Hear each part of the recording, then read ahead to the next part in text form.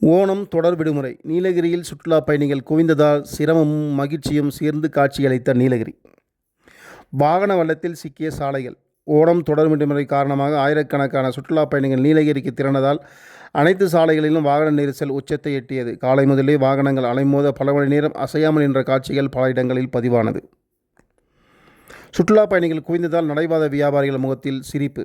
நடைபாதை வியாபாரிகளுக்கு மகிழ்ச்சி. வாகன நெரிசல் சிரமத்தை ஏற்படுத்தினாலும் அதே கூட்டம் நடைபாதை வியாபாரிகளுக்கு வாழ்வாதார வெள்ளமாக அமைந்தது. பொம்மைகள், மலர்கள், சிற்றுண்டி, கைவினைப் பொருட்கள் விற்பனை செய்த வியாபாரிகள் அனைவரும் அதிக வருமானம் பெற்றனர்.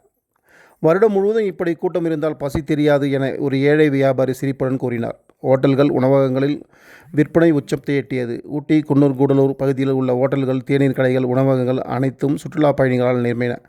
பல இடங்களில் உணவு ஆர்டர் செய்ய 30 நிமிடம் முதல் 1 மணி நேரம் வரை காத்திருக்க வேண்டிய நிலையம் ஏற்பட்டது. ஆனால் விற்பனை அதிகரித்ததால் ஓட்டல் உரிமையாளர்கள் அனைவரும் திருப்தி அடைந்தனர். நினைவுப் பொருட்கள், புகைப்பட ஸ்டுடியோக்கள், ஜூஸ் கடைகள் அனைத்திலும் கூட்டம் வெள்ளமென காணப்பட்டது. நினைவுப் பொருட்களை விற்பனை செய்யும் நிலையங்கள், புகைப்பட கடைகள், பழச்சாறு கடைகள் அனைத்தும் கூடுதல் லாபம் கண்டன. சில நாட்களில் கிடைக்கும் வருமானம் மாத கணக்கில் குடும்பத்தை நடத்த உதவுகிறது என வியாபாரிகள் மகிழ்ச்சி தெரிவித்தனர்.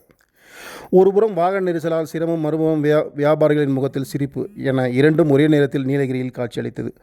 சுற்றுலா கூட்டம் இருந்தால்தான் எங்களுக்கு சிரிப்பு இருக்கும். நெரிசல் எங்களை பாதிக்காது. இது எங்களுக்கு பண்டிகை மாதிரி. நடைபெற வியாபாரிகளின் மகிழ்ச்சி முகத்தில் தெளிவாக தெரிந்தது.